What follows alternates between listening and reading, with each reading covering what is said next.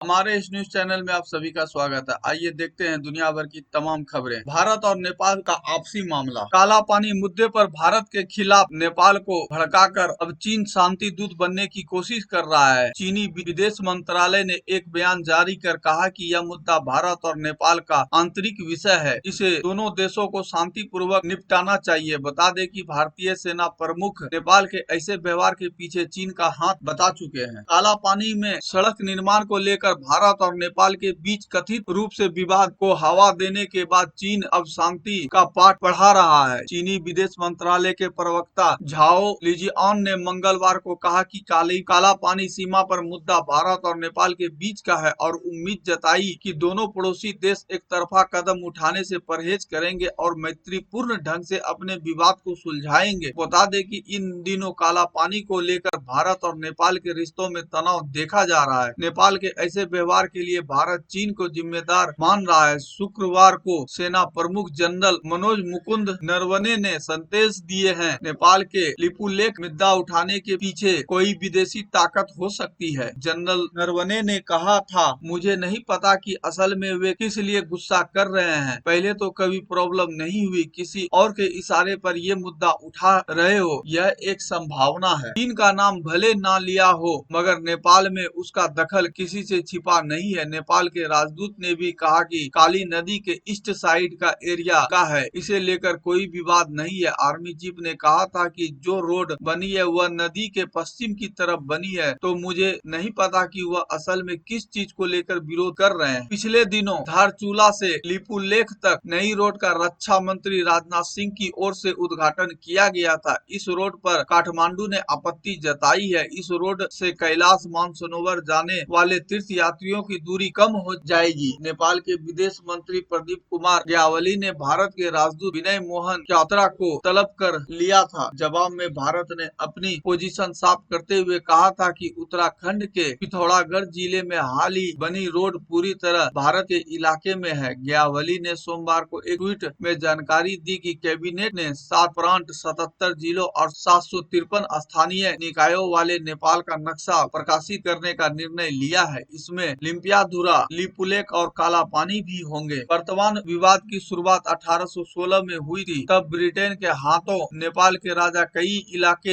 हार गए थे, जिनमें लिपुलेख और काला पानी शामिल है। इसका ब्यौरा सुगौली की संधि में मिलता है। दोनों देश आपसी बातचीत से सीमा विवाद का हल निकालने की पैरवी करते आए हैं, मगर अब नेपाल के रूप में बदलाव साफ संकेत दे रहा है। चीन ने अपना असर दिखाना शुरू कर दिया है। नेपाल ने अब चांगुरू में काला पानी के नजदीक आर्म्ड पुलिस फोर्स का आउटपोस्ट बनाया है। भारत में बढ़ते विवाद के बीच नेपाल अपने देश का नया मैप तैयार करने जा रहा है, जिसमें कम से कम 3 ऐसे इलाके शामिल होंगे जो भारतीय सीमा में आते हैं। सोमवार को प्रधानमंत्री केपी शर्मा ओली के नेतृत्व में कैबिनेट की बैठक के दौरान इस मैप की मंजूरी दी गई। इसके मुताबिक लिम्पियाधुरा, लिपुलेख और काला पानी नेपाल में है, जबकि ये इलाके भारत में आते हैं। कैबिनेट में प्रस्ताव को मंजूरी मिलने के बाद नेपाल की राष्ट्रपति विद्यादेवी भंडारी ने कहा, लिम्पियाधुरा, लिपुलेख और काला पानी इलाके नेपाल में आते हैं और इन इलाकों को वापस पाने के लिए मजबूत